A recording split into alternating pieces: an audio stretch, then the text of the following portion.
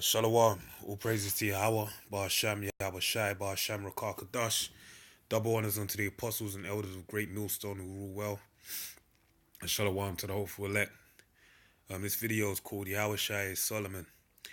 And as the title reads, I'm gonna title that's titled the title of the video basically alludes to what the video is about. The fact that Yahawashi is indeed or was in a past life Solomon. Okay, because reincarnation's in the Bible. So I just want to get straight into it. So I'm going to kick it off with Matthew 1 and 1. Matthew 1 and 1. The book of the generation, the word generation means is basically goes back to the word gene, okay? Which word gene is seed. So it's talking about the book of the lineage or the seed of Yahawashi HaMashiach. So it's talking about Yahawashi as a lineage as it goes through, because going into the ancient, the times of past, not in this modern day era that we have of wickedness and confusion, you would have had your lineage or your papers, or you could say your birth certificate, for lack of a better word, your papers, you would have had your lineage going back to your forefathers, okay, and that would denote who you are as a man.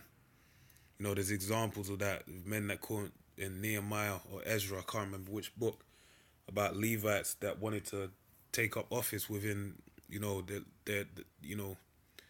within as priesthood. I can't remember properly, but they basically were denied because they couldn't show their papers. So they weren't allowed to touch none of the holy instruments because they couldn't be proved, because they didn't want to take that risk. So it showed you how important those papers were. So this reads, the book of the generation of Yahawashi Mashiach, his lineage, the son of David, the son of Abraham.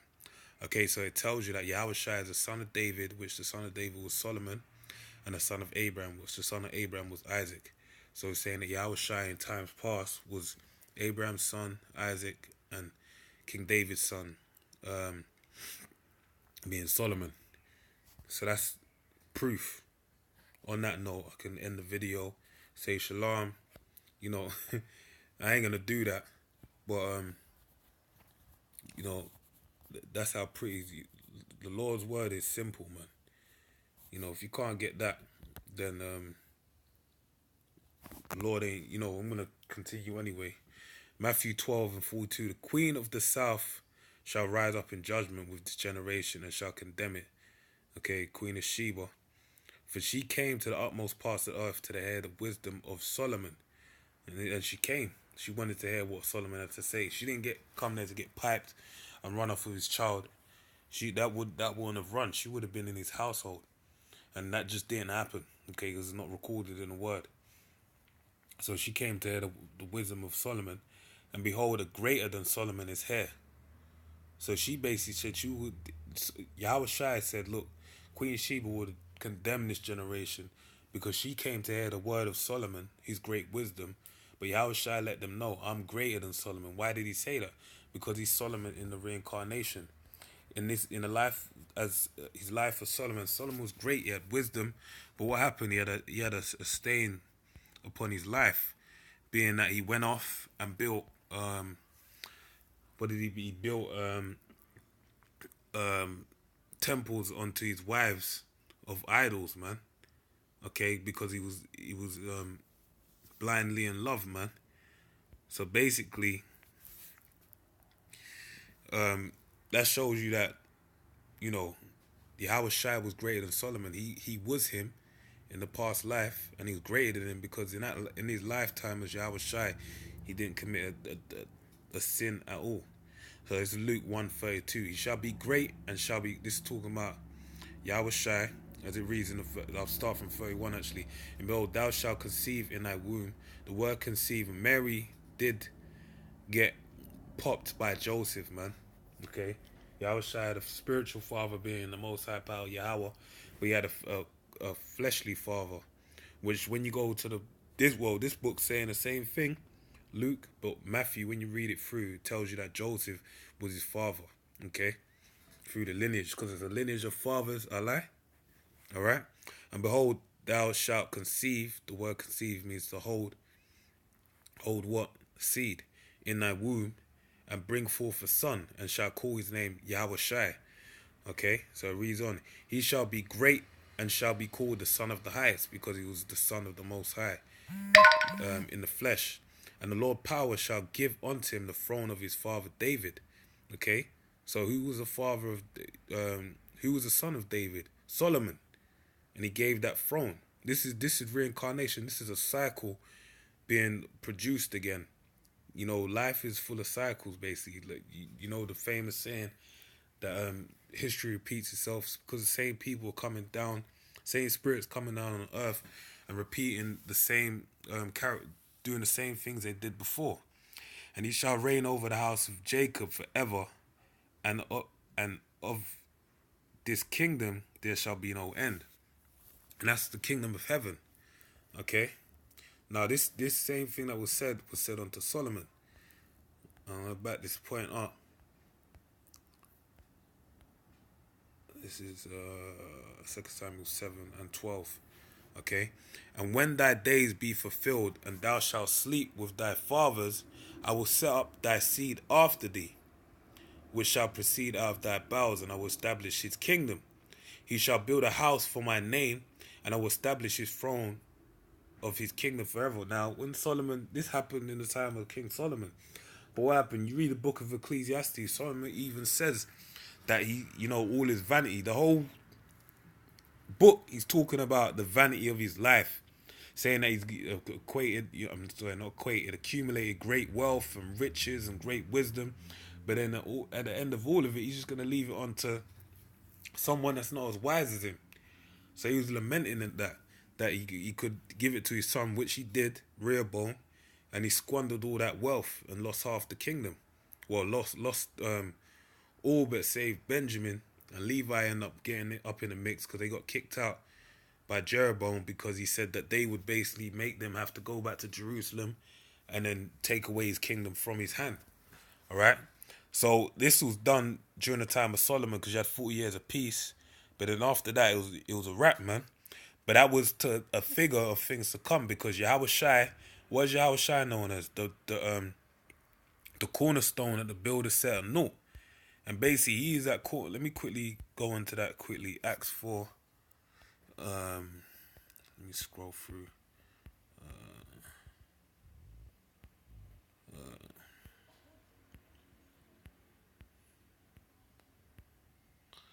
Bear with me one moment.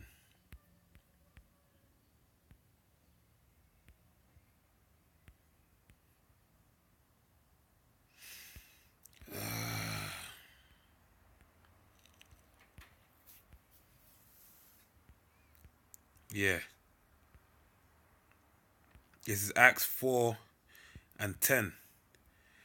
Be it known unto you all, and to all the people of Israel, that by the name of Yahawashi of Nazareth, whom ye crucified, whom Yahweh raised from the dead, even by him doth this man stand here before you whole.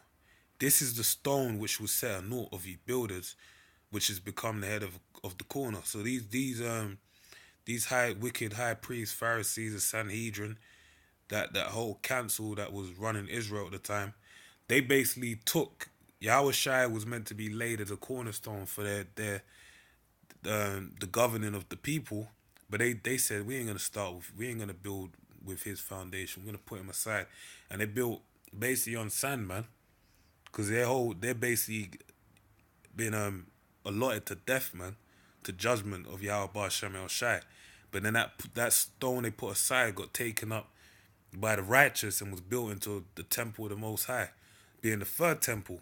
Okay, and now this is Amos 9 and 11. In that day will I raise up the tabernacle of David that is fallen. How did it fall? It fell going back to 70 AD, okay, when Jerusalem fell. But then really and truly, when the churches pass away, and we would basically know people basically through slavery, and that would have been risen up, okay? been risen up, and we know who we are. Okay, in that day will I raise up the tabernacle of David, which that is fallen, and close up the breaches thereof. So all the breaches is all those gaps is gonna be closed up so that it can be a sturdy and sure building, man. And this is talking about the third temple, which is a spiritual house, because all the elect of the nation of Israel, lively stones that build up the tabernacle of Yahawashi, also known as the body of Yahawashi. So we will have a part to play within the body of Yahawashi in order for it to be established, which is the third temple. And I will raise up his ruins, because it is ruined, and it's going to be raised up. And I will build it as in the days of old. Okay? So it's going to be built as in the days of old. And the days of old, it's going to be, the elect's going to be established, because the elect really was established before the world was even established. That's why Yahawashi has spoken the Lord's Prayer about let thy will be done on earth as in heaven. And the will of the Heavenly Father is to govern the earth in righteousness as it is in heaven. That's why even Moses, when he made the tabernacle, he did it as a figure of things that was shown to him in the heavens. Okay? Because that was pertaining to the third temple, which is going to be established upon earth in its last days. Okay? So where that temple? So I'll go back to where I was before. This is 2 Samuel 7 and 12. And when the days be fulfilled, and when thy days be fulfilled, and thou shalt sleep with thy father, I'll set up thy seed after thee, which shall proceed out of thy bowels, and I will establish his kingdom. He shall build a house for my name. So in the time of Solomon, he built the first temple, okay, which was fitting because Yahawashi built the first temple in the heavens. It tells you that in Colossians 1, that he made everything, and made the elect, and alongside Yahawashi, alongside with the elect, made the whole world. Okay, that was the Alahayim spoke of in Genesis, the first chapter. All right, and I will establish the throne of his kingdom forever. All right, you know what? To get this, man, the Spirit's got to be on you, man.